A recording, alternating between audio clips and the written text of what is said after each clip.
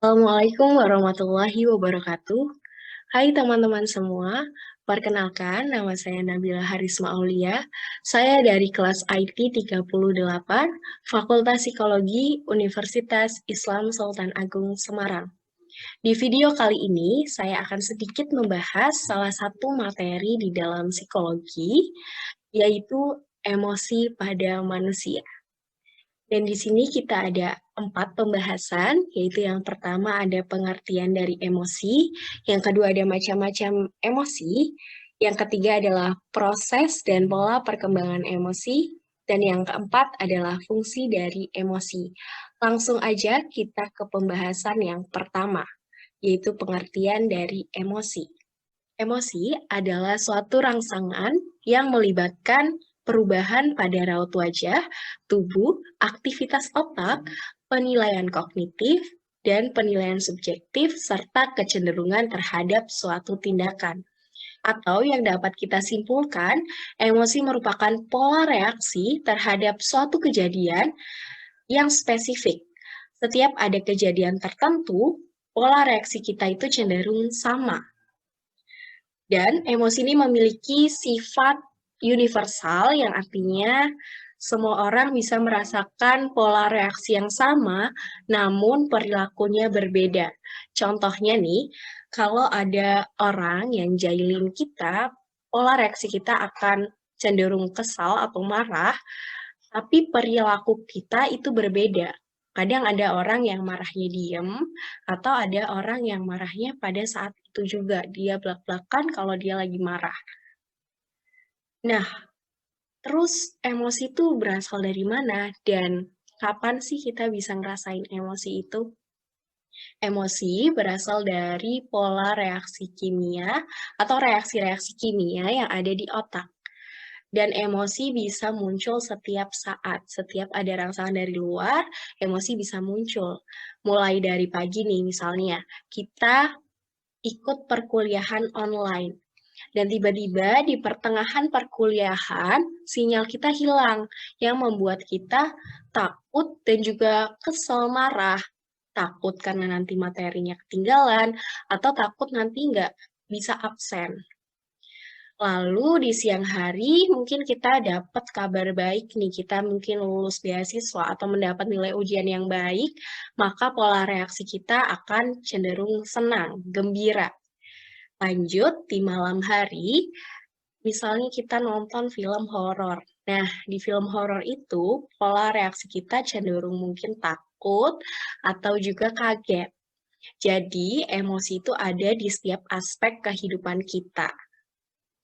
Itu ya teman-teman, ini adalah pengertian dari emosi. Selanjutnya, macam-macam emosi nih. Emosi itu terdiri dari berapa macam sih? Menurut Paul Ekman dan beberapa rekannya telah mengumpulkan bukti yang cukup banyak dan menyimpulkan bahwa terdapat 6 emosi raut wajah, yaitu senang, sedih, marah, takut, terkejut, dan jijik. 6 emosi raut wajah ini menjadikan dasar emosi pada manusia. Ternyata emosi itu bukan cuma marah ya, tapi ada senang, sedih, takut, terkejut, dan jijik. Lanjut kita ke pembahasan yang ketiga, yaitu bagaimana proses perkembangan emosi itu terjadi. Ternyata proses perkembangan emosi ini berlangsung sejak kita lahir. Dari kita bayi hingga dewasa, emosi ini terus berkembang, tentu saja melalui pola-pola tertentu. Dan perkembangan emosi dipengaruhi oleh 2 faktor, yaitu faktor bawaan dan faktor pengaruh lingkungan sekitar.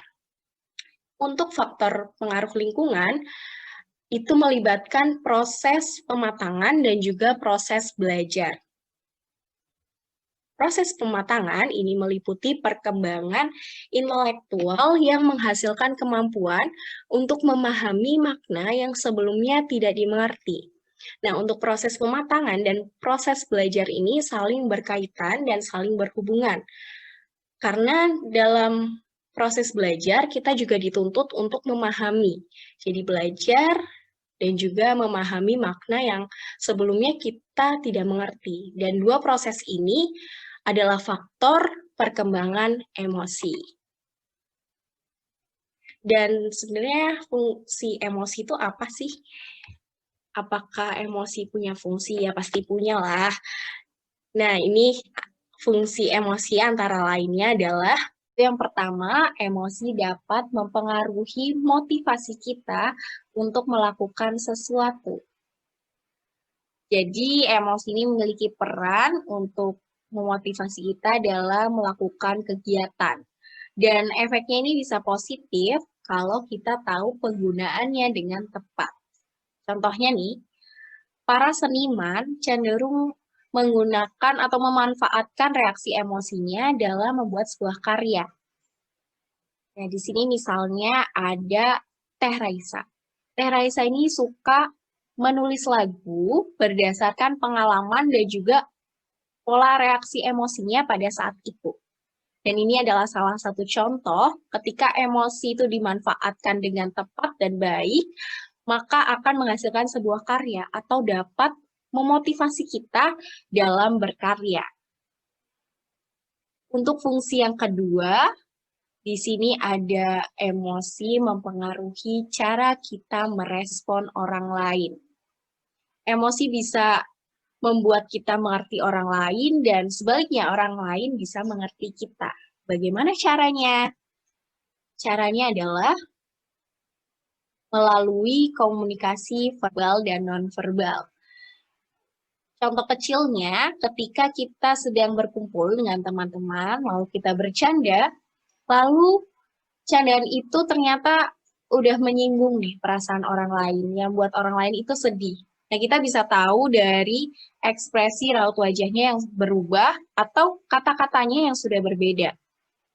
Dari situ kita mungkin bisa berhenti untuk bercanda, dan juga mungkin kita harus meminta maaf. Oke, jadi emosi ini membantu kita dalam menganalisa situasi sosial ya, dengan cara kita melihat, mengerti, dan memahami yang ditunjukkan oleh orang lain. Fungsi yang ketiga adalah emosi sebagai sarana mempertahankan hidup. Sebenarnya, emosi ini memberikan kita sebuah tanda, sebuah clue, dan juga saran. Kita nih harus merespon keadaan ini dengan bagaimana sih, dengan ngapain. Misalnya ketika kita ada di hutan yang gelap, lalu seram, maka reaksi kimia yang ada di otak kita itu memberikan clue, memberikan tanda bahwa kita ketakutan. Nah, dengan rasa takut itu, kita akan lebih waspada dan lebih hati-hati lagi.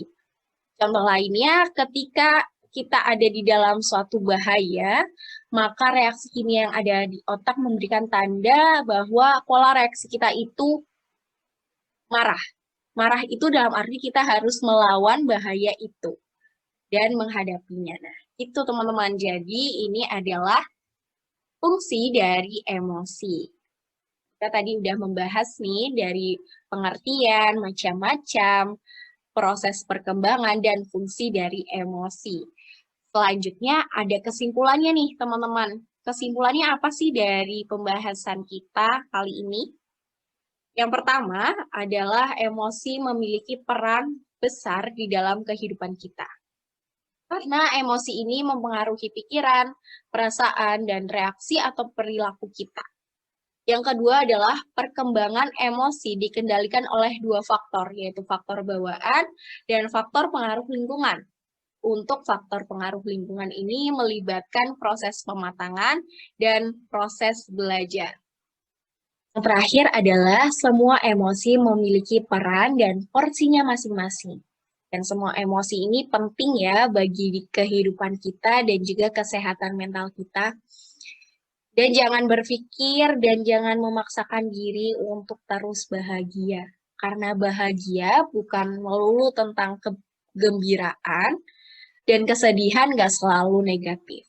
Jadi semua emosi ini punya perannya masing-masing. Sedih wajar, marah wajar, bahagia juga wajar. Makanya kita harus jalanin aja dan ekspresikan emosi kita, tapi tetap harus bisa dikendalikan. Emosinya harus dikendalikan dan dikontrol agar pemanfaatan emosinya bisa kita rasakan. Mungkin itu saja yang bisa saya sampaikan. Kurang lebihnya saya mohon maaf.